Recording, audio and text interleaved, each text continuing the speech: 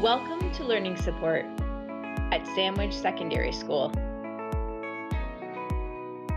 This is Miss Bondi, and I'd like to tell you a little more about the Learning Support Room and some of the services that we provide. The Learning Support Room is room B54, and it's located upstairs at the center of the school. When you come to Learning Support, we'll be happy to help you with your schoolwork through academic support, your assistive technology, provide additional time for your tests and assessment, assist with written expression, help you with study strategies, and most importantly, help you better understand your IEP.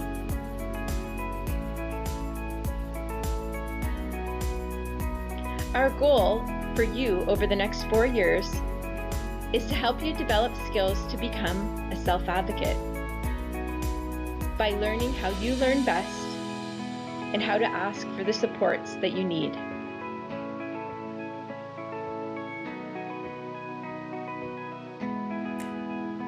We look forward to working with you, future Sabres. Good morning, future Sabres, and welcome to Sandwich Secondary School's virtual tour and explanation of learning support at Sandwich Secondary School. This is Miss Bondi, and I will be your host for the day and your future learning support teacher. So come on with me and let's go explore Sandwich.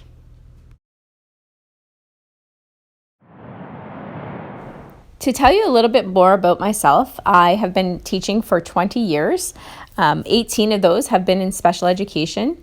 Outside of school, I am a very proud mom. I absolutely love to travel and volunteer locally and internationally. I also love skiing and boating.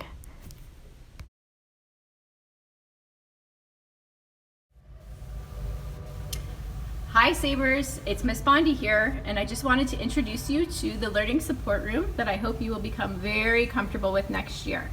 So let's go take a look. So this is the main area. You are welcome to come in to get some support with your schoolwork. If you're struggling with any of your classes, I would be happy to help you. This is the room where you would take to write your tests. And we also have attached is our student success room.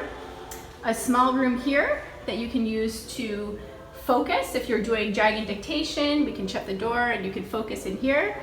It's nice because there's glass windows. And here is where all your C technology will be kept. So you can see that this will be actually your cabinet, the first one here. So we'll open this. Your technology will all be organized with names and alpha. Okay, and this is where, and I will be the contact person if you need help with any of your technology. So you'll see, I want you to feel comfortable using your technology. Most students have their technology at home right now, but you can see there are many, many students here who use laptops. Next, you will see the sign up test board. It's a whiteboard located right in the LST room when you walk in. This is a board where you'll come and put your name and the date if you have a test you'd like to write in LST. And on the calendars next to it, you'll see any dates that I may be out of the building. Okay, here is my office, and this is where we'll come if we want to do one-on-one meetings. We'll talk about your IEP and go over the accommodations that will be listed so that we can help you meet your full potential next year.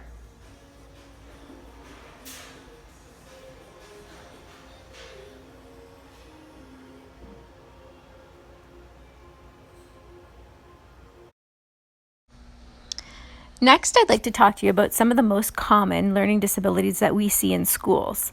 And one of the most important things to understand is that having a learning disability does not mean you're not as smart as everyone else. In fact, students that have learning disabilities have an average or above average IQ. And it's important to understand why you may see one of your peers next to you in class. They may have a computer, or they may be speaking into the computer to help them with writing, or be listening to text in order to help them with reading. So one of the most common learning disabilities that we see is called dyslexia. And let's learn a little bit more about that now. Dyslexia is fundamentally a language-based learning disability that affects roughly 1 in 10 people. Dyslexia refers to a cluster of symptoms, which result in people having difficulties with specific language skills, particularly reading. Students with dyslexia usually experience difficulties with other language skills such as spelling, writing, and pronouncing words. Dyslexia is a localized challenge, not a vision or intellectual impairment. Individuals who are diagnosed with dyslexia can have difficulty with reading fluently, decoding words, reading comprehension, recall, writing, spelling, and at times, speech. It can exist with other learning challenges as well. The exact causes of dyslexia are not completely clear, but anatomical and brain imagery studies show differences in the way the brain of a person with dyslexia develops and functions. Most people with dyslexia have been found to have problems with identifying the separate speech sounds within a word, and/or learning how letters represent those sounds, a key factor in their reading difficulties.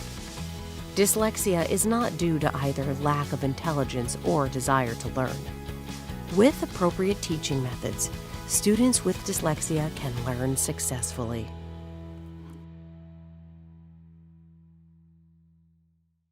The next learning disability that's also very common is called central auditory processing disorder. And this is where your brain processes information of all types all at the same time, whereby most people can block out background noise. Those with central auditory processing disorder cannot. And this is why it's very important for you to respect the environment of your peers and know that they may not be processing information like you are.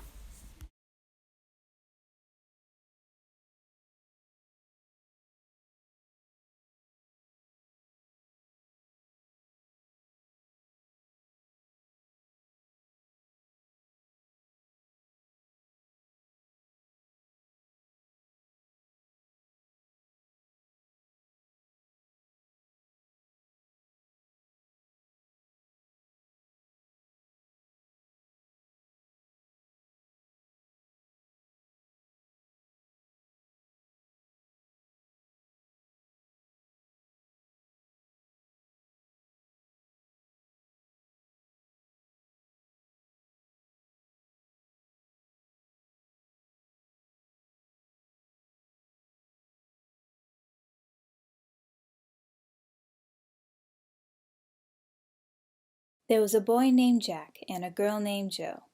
They were both brother and sister. They were both instructed by their parents to get some milk at the market since they ran out this morning from eating cereal. Jill put on her blue coat as Jack got his hat. Jack was all ready to go, but with three pairs of shoes to wear. Eventually she decided, and off they began their adventure to the market. Along the way, the dog street and the meat started it. Knowing well that they needed to be home soon before it got too dark out, he left alone. Jack opens the meat and says, "Wow, that's look cool." Jill comments, "Yeah, I could just grab one and eat it." They finally made it to their time for supper, and at the dinner parents about their small adventure to the market.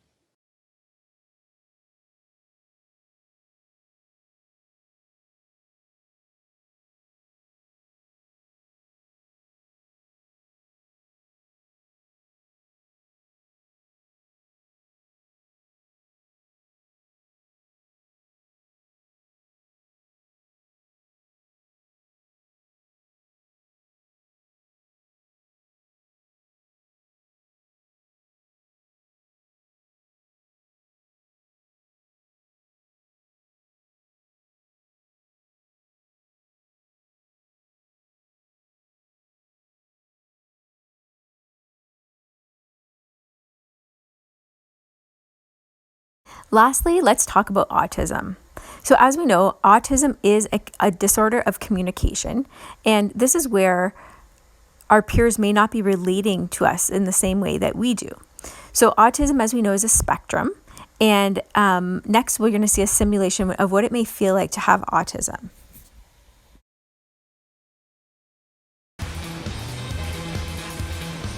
Every second of every day, your brain is choosing what to ignore and what to pay attention to. But we all hear, see, and feel the world in different ways. There's one condition, though, that really impacts how you communicate with people around you and sense the world.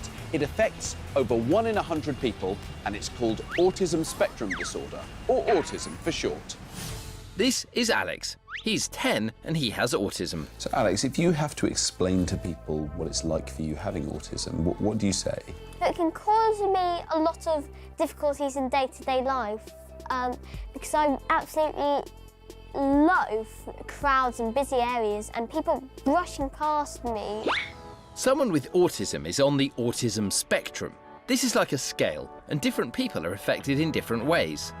We've come to the park and set up an experiment to demonstrate how Alex's autism affects his senses. What I've done is I've labelled the faders, which are like the volume knobs, with different sounds. And these are all the sounds we can hear around us. And when you're talking, I know there's a bit of traffic, there's some birds singing, I can hear the kids playing over there in the playground, there's a dog barking. But mainly, I can hear you, and my brain can just turn all these other sounds off. Can you show me maybe what it's like for you?